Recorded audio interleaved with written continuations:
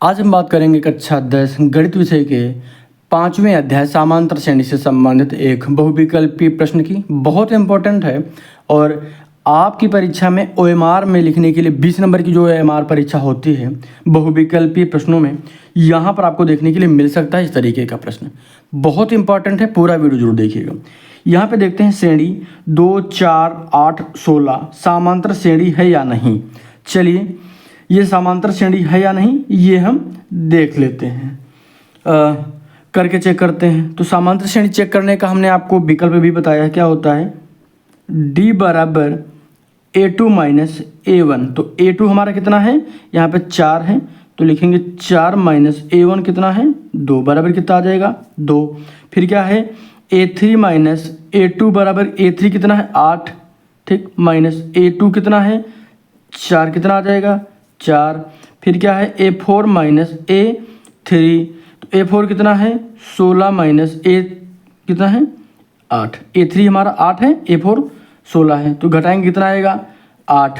तो यहाँ पे आप गौर कर रहे हैं एक चीज़, क्या यहाँ पर जो सार्वंतर है ये बराबर नहीं आ रहा है। सार्वंतर जो है ये बराबर नहीं आ रहा है।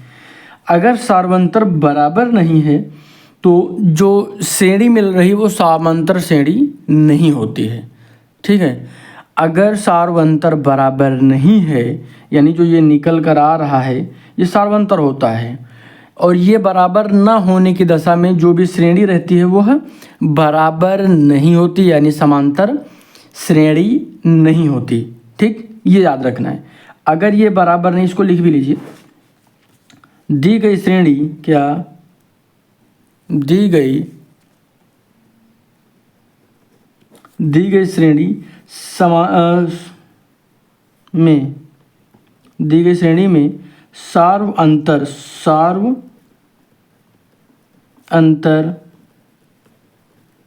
बराबर नहीं है, अतः यह श्रेणी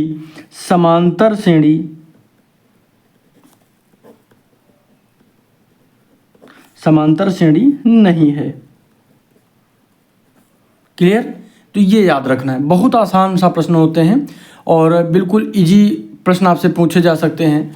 इसलिए कई बार क्या होता है कि सवाल आते हुए कॉन्फिडेंस जब ओवर हो जाता है तब भी सवाल गलत होते हैं। सवाल लगातार अभ्यास करते रहिएगा, लगातार पढ़ते रहिएगा, और जितने भी प्रकार के प्रश्न आपको आपकी पाठ्यपुस्तक में बहुविकल्पीय प्रश्न में देखने के लिए मिले या कोई भी प्रश्न जो आपकी पाठ्यपुस्तक में है उसको हल करते रहिएगा। कोई भी क्वेश्चन नहीं समझ में आता है तो कमेंट कर दीजिएगा, हम उसको आपको यहाँ पे समझा देंगे, फिर कोई दिक्कत ही नहीं होगी। सब्सक्राइब जरूर करिएगा। धन्यवाद।